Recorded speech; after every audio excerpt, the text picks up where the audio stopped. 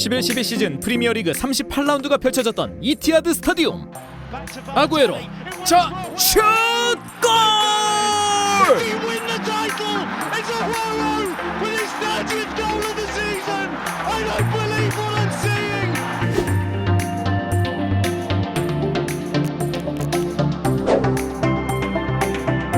(2012년 5월 13일) 프리미어리그가 최종전을 앞두고 있던 상황. 이때까지 맨시티와 맨유는 치열한 경쟁을 이어왔습니다.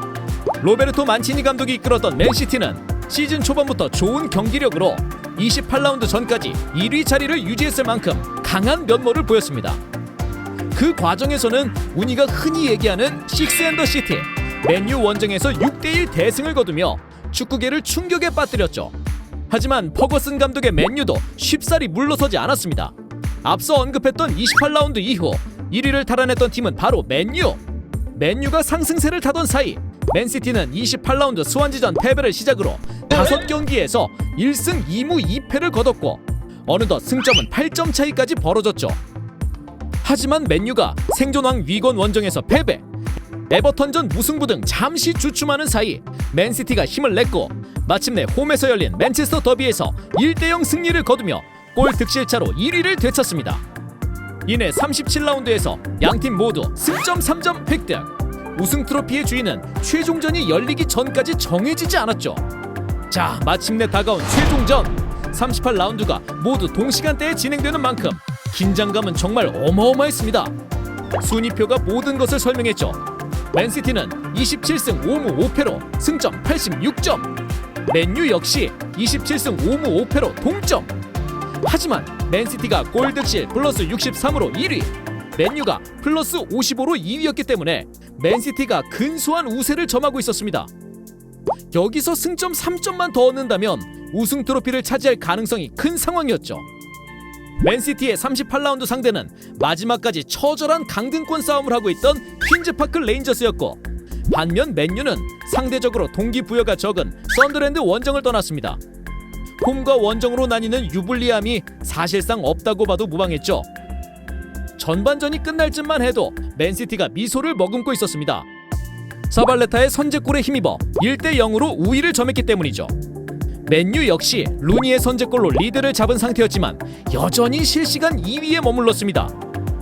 이내 우승으로 가는 최종 관문에 엄청난 위기가 닥치게 되는데 후반 시작과 함께 레스콧의 치명적인 실책으로 시세에게 동점골을 허용.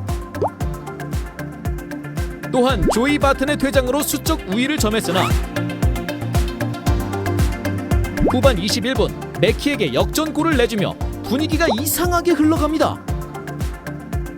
당황한 기색이 역력한 맨시티는 맹공을 퍼붓지만 쉽사리 QPR의 골문을 열지 못하죠. 결국 경기가 막바지에 다다르면서 맨시티의 분위기는 최악으로 흘러가게 되는데, 먼저 승리를 확정지은 맨유는 맨시티의 소식을 듣게 되면서 어리둥절한 느낌과 기대감을 동시에 품었죠. 시간이 얼마 남지 않은 상황에서 맨시티가 지고 있었기에 당연한 반응이었습니다. 하지만 마침내 기적이 눈앞에 펼쳐집니다. 주어진 추가 시간은 5분. 91분 10초 코너킥 상황에서 터진 제코의 동점골. 기뻐할 시간도 아까웠죠. 곧바로 경기 진행. 자, 다시 한번 시작된 맨시티의 공격. 2분도 채 남지 않은 상황에서 자, 발로텔리가 몸을 던져내준 공을 아구에로가 잡고 제치고 슈팅까지! 정말 극적인 역전골이 터집니다. 기쁨을 주체할 수 없는 만치니 감독, 관중들, 그리고 맨시티 선수들까지. 결국 경기는 3대2로 마무리되고 맨시티가 44년 만에 리그 우승을 차지합니다. 이 상황을 전해들은 맨유 선수들도 믿기지 않는 듯한 모습. 직접 경기를 보고 있던 시청자들도 꿈인지 생시인지 구분하기 힘들었을 정도의 대역전극이 펼쳐졌습니다. 이로써 맨시티는 지역 라이벌 맨유를 누르고 우승 트로피를 드는 쾌거를 누리게 되죠. 다시 봐도 전율이 끊이질 않는 아구에로의 멋진 역전골. 맨시티의 우승은 단순히 리그 챔피언의 자리를 차지했다는 점을 넘어 두 가지 깊은 의미가 담겨 있습니다. 그 의미를 자세히 살펴볼까요? 이전까지 맨체스터 하면 대부분의 축구팬들이 맨유를 떠올렸죠. 다시 말해 맨유가 메이저, 맨시티가 마이너라는 느낌이 강했습니다. 어찌 보면 당연했습니다. 맨유는 프리미어리그에서 꾸준한 성적을 거둬온 최강팀이었습니다. 특히 퍼거슨 감독이 지휘봉을 잡은 이후로 잉글랜드뿐만 아니라 유럽 전역의 명성을 떨쳤으니까요. 반면 맨시티는 쉽사리 어깨를 펴지 못했습니다. 11-12 시즌 전 최근 리그 우승은 1968년까지 거슬러 올라가야 했죠. 맨유가 프리미어리그를 수차례 제패할 당시 맨시티는 이렇다 할 성적을 내지 못했기에 맨체스터의 주인은 맨유라는 평가가 지배적이었습니다. 하지만 맨시티는 11-12 시즌부로 더 이상 뒤처지지 않겠다는 의지를 나타냈죠. 해당 시즌 맨유와 맨시티가 챔피언스리그 조별 예선에서 탈락하며 리그의 중요성이 올라간 상황이었습니다. 이러한 환경 속에서 맨시티는 올드 트래포드 원정 6대1 대승을 포함해 두 차례의 리그 맞대결에서 모두 승리를 거뒀고 결국엔 우승까지 차지했습니다. 마침내 맨체스터라는 도시에 푸른색을 물들이기 시작한 것이죠. 돈으로 우승을 살 수 없다. 당시 맨시티가 가장 많이 들었던 비판입니다. 2008년 만수르 구단주의 부임과 함께 거대 자본이 맨시티에 유입됐죠. 천문학적인 이적 자금으로 탈바꿈하기 시작한 맨시티는 매 이적 시장에서 폭풍 영입을 시행합니다. 우승권에 도전하기 위한 당연한 처사였죠. 야이야 투레, 다비드 실바, 세르히오 아구에로 등 수많은 선수들을 영입하면서 파격적인 행보를 이어가자 이곳저곳에서 생겨나는 의심의 눈초리. 특히 맨유가 시즌 중반 1위를 탈환하자 맨체스터의 어느 한 구석에서는 맨시티를 향한 비판의 목소리가 높아졌죠.